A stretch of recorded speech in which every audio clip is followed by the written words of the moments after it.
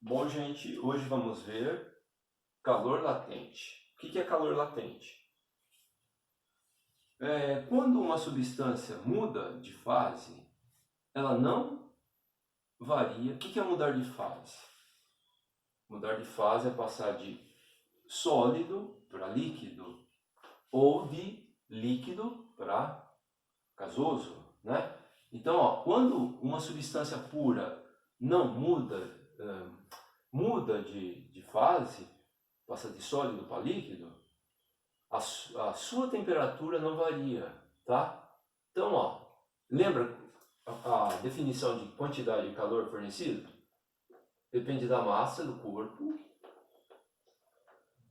depende do calor específico do material, que material você está considerando, que material que é feita essa massa aqui, se é água, se é etanol, vezes a variação da temperatura. Então, se a temperatura variar, você tem fornecimento de calor pelo corpo ou recebimento de calor pelo corpo, tá? Muito bem. Mas imagina que você tem gelo a menos 20 graus Celsius. Você está no freezer, né, um pedaço de gelo. Você tira do freezer, começa a fornecer calor para esse gelo. Fornece calor, fornece calor, fornece calor. A temperatura vai aumentando. Era menos 20, foi para zero no final. Quando chegar no zero, a temperatura para de se formar, se for água pura, tá, gente? Se for água com sal, água do mar, ou mesmo água salobra, né? Aí já aí muda um pouco as coisas, tá? Mas quando você tem uma substância pura, essa temperatura vai chegar no zero, você vai continuar fornecendo calor, ela não vai mudar a temperatura, né?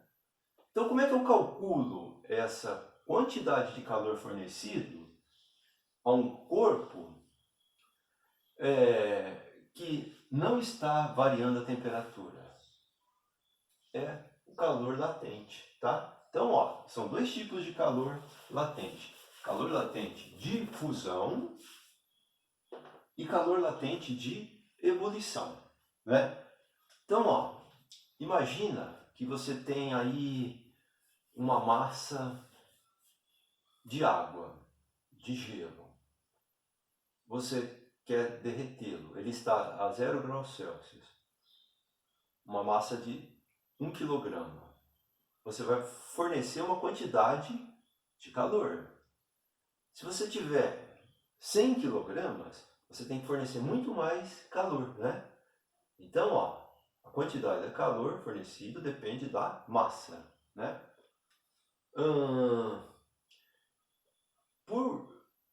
Dá para a gente descobrir em laboratório o calor latente das substâncias, tá? Você consegue medir. Tá?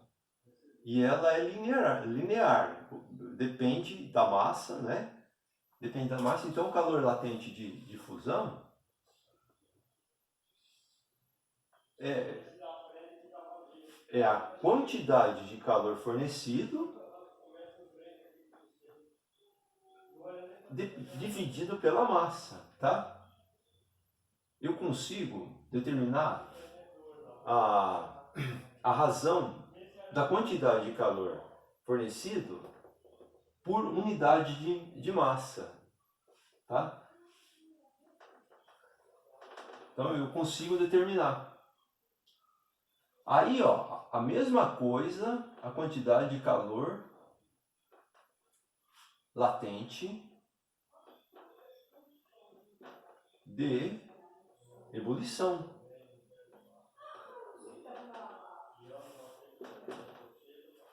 LE.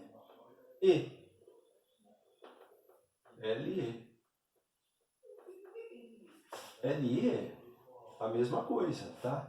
Calor latente de ebulição é a quantidade de calor fornecido por unidade de massa, tá? Gente, ó, no caso da água, exemplo, do gelo, né? O gelo precisa o calor latente do gelo, de fusão, é igual a 80 calorias por grama, tá? Ou seja, você precisa, ó, 80 calorias, quantidade de calor, dividido pela massa em gramas, tá?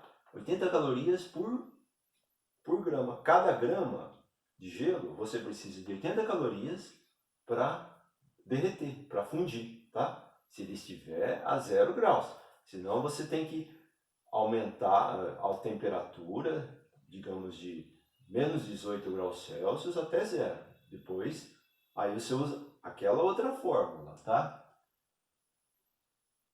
A quantidade de calor é 80 calorias por grama, tá?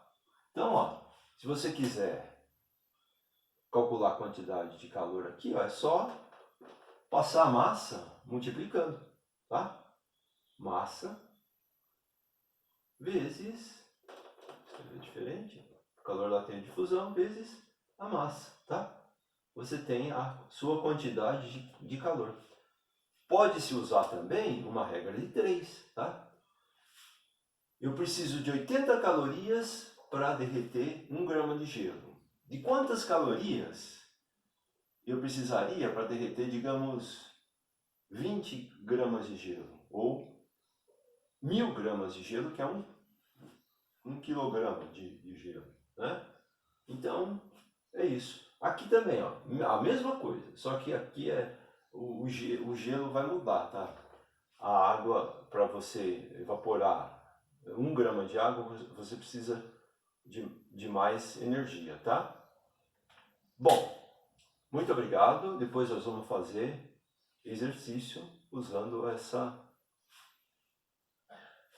definição aqui.